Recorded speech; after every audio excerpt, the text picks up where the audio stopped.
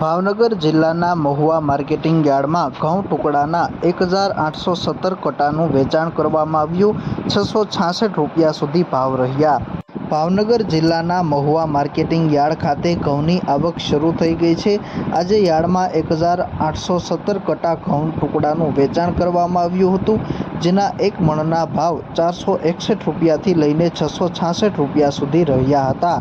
ગઈકાલની સરખામણીએ ઘઉં ટુકડાના ભાવમાં 94 રૂપિયાનો ઘટાડો નોંધાયો છે। આ સાથે જ આજે બાજરીની પણ 141 કટાની આવક નોંધાઈ હતી। તેના ભાવ 451 રૂપિયાથી લઈને 656 રૂપિયા સુધી રહ્યા હતા। ભાવનગર જિલ્લાના મહુવા માર્કેટિંગ યાર્ડમાં છેલ્લા ઘણા સમયથી લાલ તેમજ સફેદ ડુંગળીની પણ આવક નોંધાઈ રહી છે। યાર્ડમાં આજે થયેલ હરાજીમાં ડુંગળી લાલના ભાવ 100 રૂપિયાથી લઈને 274 રૂપિયા સુધી રહ્યા હતા। ગઈકાલની સરખામણીએ તેના ભાવમાં 16 રૂપિયાનો ઘટાડો નોંધાયો છે, જ્યારે આજે 41,841 કટા લાલ ડુંગળીનું વેચાણ કરવામાં આવ્યું હતું। માર્કેટિંગ યાર્ડમાં આજે સફેદ ડુંગળીના ભાવ 120 રૂપિયાથી લઈને 213 રૂપિયા સુધી રહ્યા હતા। તેના ભાવમાં ગઈકાલની સરખામણીએ 25 રૂપિયાનો ઘટાડો નોંધાયો છે। આજે 1,25,000 કટા સફેદ ડુંગળીનું વેચાણ કરવામાં આવ્યું હતું।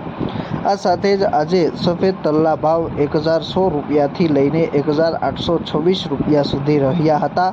તેના ભાવમાં ગઈકાલની સરખામણીએ 55 રૂપિયાનો વધારો નોંધાયો છે, જ્યારે આજે તલ પૂરબિયાની પણ આવક નોંધાઈ હતી। તેના ભાવ 2,250 રૂપિયા સુધી રહ્યા હતા।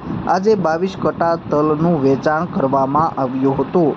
આ સાથે જ આજે ચણા દેશીના ભાવ 1,072 રૂપિયાથી લઈને 1,145 રૂપિયા સુધી રહ્યા હતા। તેના ભાવમાં ગઈકાલની સરખામણીએ 30 રૂપિયાનો વધારો નોંધાયો, જ્યારે ચણા નંબર 3ના ભાવ 901 રૂપિયાથી લઈને 1,051 રૂપિયા સુધી રહ્યા હતા। આજે 1,353 કટા ચણાનું વેચાણ કરવામાં આવ્યું હતું। ભાવનગર જિલ્લાના મહુવા માર્કેટિંગ યાર્ડમાં આજે મગફળીનું પણ વેચાણ કરવામાં આવ્યું હતું।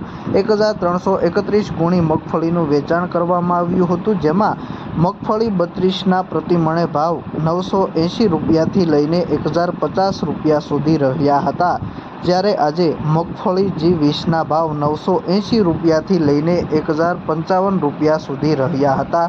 મહુવા માર્કેટિંગ યાર્ડમાં આજે નારિયેળના 14,084 નંગનું વેચાણ કરવામાં આવ્યું હતું, જેના પ્રતિમણે ભાવ 1,172 રૂપિયાથી લઈને 2,872 રૂપિયા સુધી રહ્યા હતા।